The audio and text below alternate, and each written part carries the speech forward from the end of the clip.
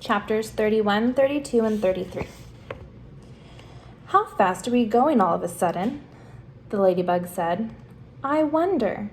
I don't think the seagulls like this place any better than we do," James answered. "I imagine they want to get out of it as soon as they can. They got a bad fright in the storm we've just been through." Faster and faster flew the seagulls, skimming across the sky at a tremendous pace, with the Peach trailing out behind them. Cloud after cloud went by on either side, all of them ghostly white in the moonlight, and several more times during the night the travelers caught glimpses of the cloudmen moving around on the tops of these clouds, working their sinister magic upon the world below. Once they passed a snow machine in operation, with the cloudmen turning the handle and a blizzard of snowflakes blowing out of the great funnel above. They saw the huge drums and that were used for making thunder. So here's the cloudmen in charge of all of the weather happening down below.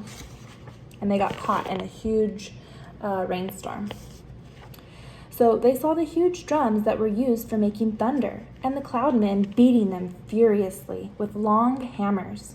They saw the frost factories and the wind producers, and the places where cyclones and tornadoes were manufactured and sent spinning down toward the earth. And once, deep in the hollow of a large billowy cloud, they spotted something that could only have been a cloudman's city.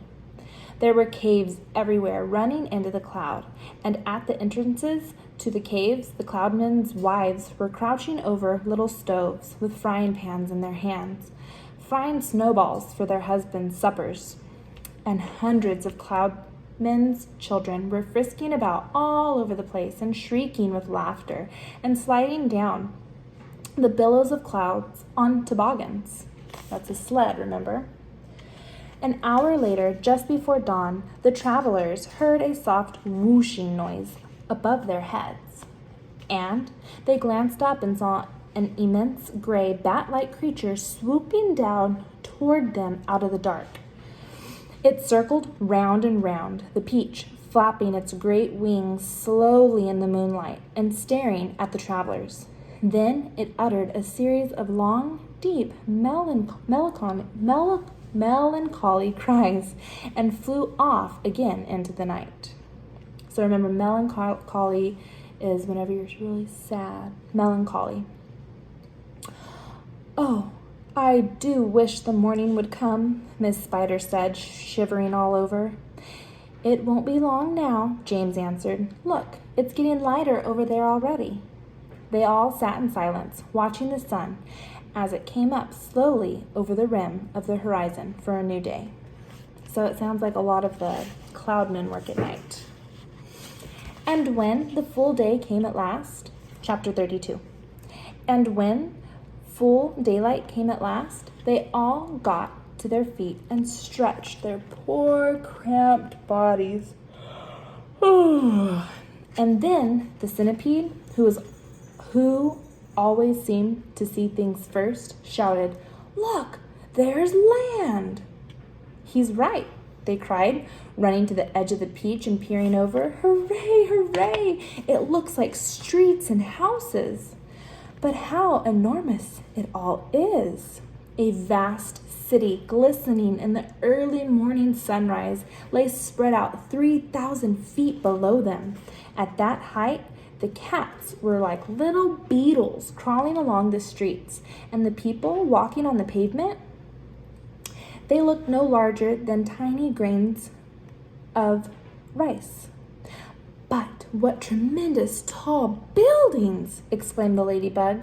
"I've never seen anything like them before in England. Which town do you think it is?" "This couldn't possibly be England," said the old green grasshopper. "Then where is it?" asked Miss Spider. "You know what those buildings are," shouted James, jumping up and down with excitement. "Those are skyscrapers. So this must be America. And that, my friends, means that we crossed the Atlantic Ocean." You don't mean it, they cried. It's not possible. It's incredible. It's unbelievable. Oh, I have always dreamed of coming to America, cried the centipede. I had a friend once who... Be quiet, said the earthworm. Who cares about your friend? The thing we've got to think about is how on earth are we going to get down to earth? Ask James, said the ladybug. I don't think that should be so very difficult, James told them. All we have to do is cut loose a few seagulls. Not too many, mind you, but just enough so that the others can't keep us up in the air. Then down we shall go, slowly and gently, until we reach the ground. Centipede will bite through the strings for us, one at a time. Chapter 33. Far below in the city of New York, something like pandemonium was breaking out. A great round ball as big as a house had been sighted hovering high in the sky over the very center of Manhattan. And the cry had gone up that it was an enormous bomb sent over by another country to blow the city to smithereens. Air raid sirens began wailing in every direction. All radio and television programs were interrupted with announcements that the population must go down into their cellars immediately. 1 million people walking in the streets on their way to work looked up in the sky and saw the monster hovering above them and started running for the nearest subway entrance to take cover. Generals grabbed hold of their telephones and shouted orders to everyone.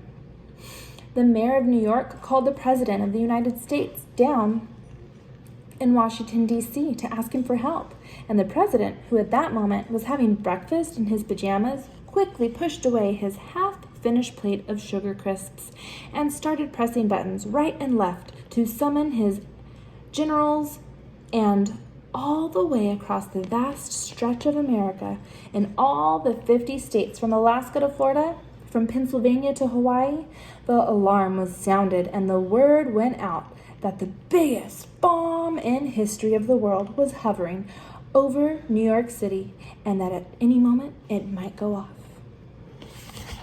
That's the end.